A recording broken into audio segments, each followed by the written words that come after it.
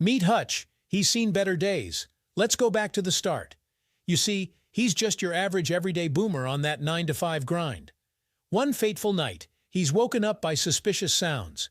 He heads downstairs and realizes the threat he faces. He arms himself and then runs into burglars. They hold him at gunpoint and demand his goods, though there's really not much to go around. They take his watch and in the process reveal a clue. Just as they're about to snag his ring, his son Blake comes to the rescue. My man's just hit him with some WWE shit. Now, with one culprit subdued, Hutch readies his golf club and prepares to strike. Inexplicably, he hesitates. He instructs his son to let him go, and Blake's like, bruh. Eventually, he follows his dad's order and the robber thanks him. They scurry off. Then we cut to the next morning.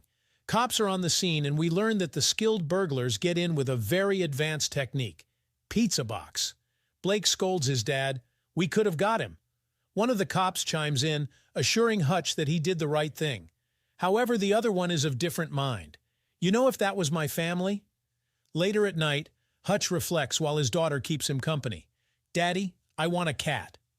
The next morning, Blake shares that he's got a paper to write on war vets. Can I do it on you, Dad? Well, I was just an auditor. Not all that exciting. Though he adds that Blake's grandpa did see some action. Becca, Hutch's wife, flashes a look of pity before heading out with the kids. Come on, dude. Hutch follows along before his neighbor Jeff chats him up. Heard what went down. Wish they chose my place. How could he use the exercise? Hutch notices Jeff's new whip before he hops in. As Jeff drives off, Hutch looks on with the rage of 1,000 suns. Later at work, Hutch is confronted by Charlie, Becca's brother. What the? My guy? Chill. He offers him a gun, then Hutch speaks to his boss and father-in-law Eddie. He makes an offer to buy the place and says, I just want something that's mine, you know? Eddie declines. He put a lot into building his place and wants a great offer.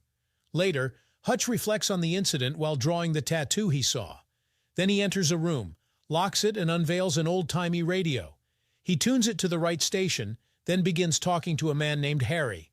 Hey man, I heard what happened. We learned that Hutch held back because he noticed the gun they had was in fact empty. Before their chat concludes, Harry warns Hutch not to act a fool. I know what you're thinking about and I wish you wasn't. Okay, fine. Hutch pays a visit to his dad, who reflects on the man his son used to be. Back at home, a somber Hutch greets his family before his daughter asks, Where's my kitty cat bracelet? And with that question, a raging fire was lit deep within his belly. Hutch storms off and returns to his dad's place. He grabs his FBI badge and a revolver. There's something I gotta do, Dad. Then you best go do it. Hutch proceeds to hit up various tattoo shops in search of his attackers. Eventually, he finds what he's looking for. Though these guys don't fall for his expired badge. Tensions escalate, and the owner whips out some brass knuckles. Plan B, Hutch flashes some cash. Though they're still pretty angry, so Hutch dares them to take it from him. Suddenly, one of the men notices Hutch's tattoo. He's immediately stricken with fear. Thank you for your service. He goes off and hides, and the others submit. Armed with the info he needs, Hutch heads out to confront his robbers. Oh, looks like they're kind of a sweet little couple. He gets his watch back, then moves on to a more serious matter. Where is the kitty cat bracelet? What?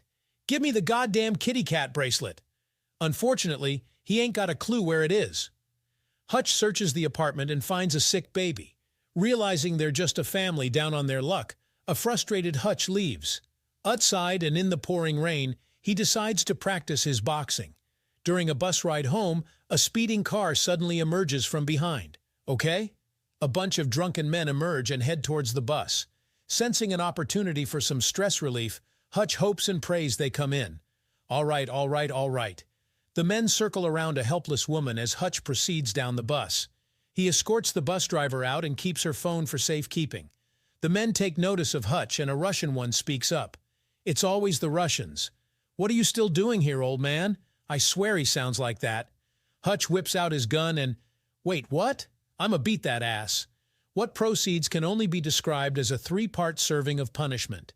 First, we begin with a lovely appetizer of fisticuffs, followed by some slashing strikes, and then we take a little break before dessert. After collecting himself and helping the girl go free, Hutch finishes things off with some penetration. Not so fast. The Russian attempts to clutch with Hutch's gun. He bashes his throat. Unable to breathe, the man begins to suffocate. Fortunately, Hutch saves his life with a little impromptu surgery. Hutch returns home to his wife, who sees he's back to his old ways. She patches up his wounds like the good old days, and at last, he can finally sleep easy. Meanwhile, we meet another Russian, Julian, at a nightclub. He sings the night away before speaking with his associates. They worry that with all this singing and dancing, he's not the tough guy they once. He promptly reassures them. They toast to his glorious return to form. Then we cut to the hospital. What a coincidence. The Russian from the bus is Julian's younger brother. Seeking answers, he beats on his brother's friends. Looks like this guy managed to snag Hutch's bus card. Julian takes it to his hacker friend, and turns out the card was his dad's. With the help of some blackmail, she calls in a favor from her friend in the Pentagon. Wow, nothing comes up for Hutch. The man searches for anything and everything he can find, then sends it her way. Whoa, this dude's the real deal. Hacker lady doesn't want none of that smoke. So she literally quits on the spot. No joke. Back to Hutch. We see that he's in much better spirits. Harry hits him up and warns him of the impending shitstorm headed his way. This Julian guy has bad news. Ask the barber. Hutch pays a visit to the eccentric man known as the barber, and he gives him some exposition on Julian. He's a Russian mob boss with a cool art collection, who's in charge of safeguarding the Obshak, which is basically the mafia savings account. He returns home for dinner, and at the same time, Julian's goons are making their move. Hutch takes notice and guides his family into the basement. He leaves Becca with a kiss before the action begins. As the men storm in, Hutch waits in silence. One by one, he stalks his prey and dishes out damage. He gets awfully creative, even using a kettle and lasagna to get the job done. He beats these guys up too, but then Hutch is subdued and dragged back to a car. As they drive off, he wakes up through sheer willpower, breaks his own thumb to free himself. Wow, finally a movie that knows these things exist. Actually, I got a better idea. Hutch blinds his attackers, and instead of just stopping, they run right into a pole. Following the incident, Hutch makes a noteworthy observation. Whoa, I've never seen a black Russian before. I got that a lot. With his dying breath, the man asks who Hutch is.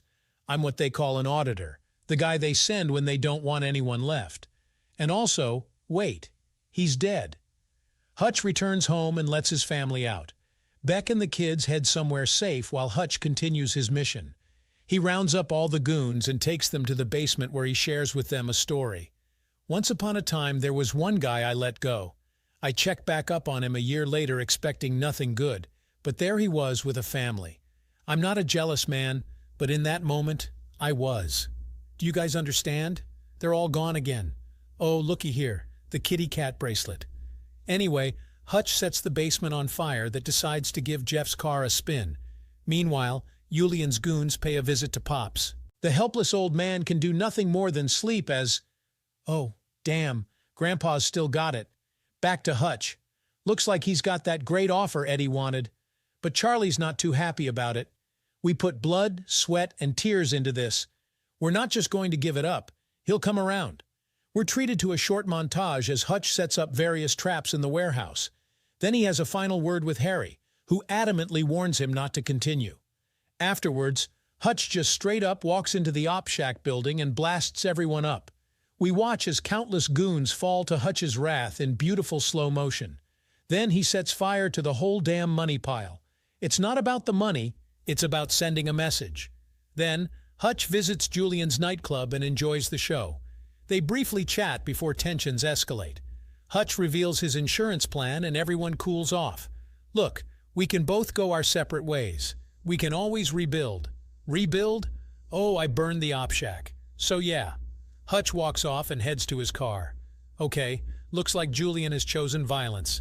A high-speed chase ensues and things get dicey fast. Hutch gets ran by a car and driven into a whole battalion of angry Russians. Fortunately, he's got a mini Uzi tucked in the glove box. He fires away before swerving to safety. Now we depart to the final destination, the warehouse. Things quickly become overwhelming as Hutch takes cover behind his car. Suddenly, Harry emerges and starts sniping dudes. And Pops is here too. Now it's a party. They take cover inside, and Pops reflects on how the retirement life just wasn't for him. He sure is glad to be back in action with his son by his side. The Russians storm in and the pair blast away. Hutch activates a hydraulic press to remotely detonate a grenade. Clever. Nowhere is safe from Hutch's creative carnage, not even the stairs. Harry gets him action too, scoring a sweet triple kill. Then he traps his poor soul in barbed wire before sending him up to heaven. Back to Hutch. He puts the finishing touches on his modified mousetrap. And oh yeah, gotta update that sign. In the middle of all the chaos, hunger strikes. Oh, you're hungry too? He grabs his trusty claymore, then penetrates these guys with his long rod. Hutch meets up with the others while they blast away in slow motion. Harry runs out of ammo, but Hutch comes in clutch. They stand back to back, just like in the good old days. In the aftermath, only Julian remains.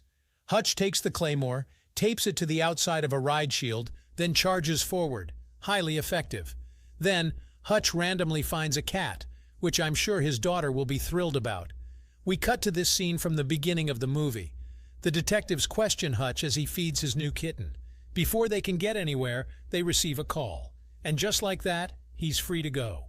As the movie ends, we see Hutch and Becca shopping for a new house.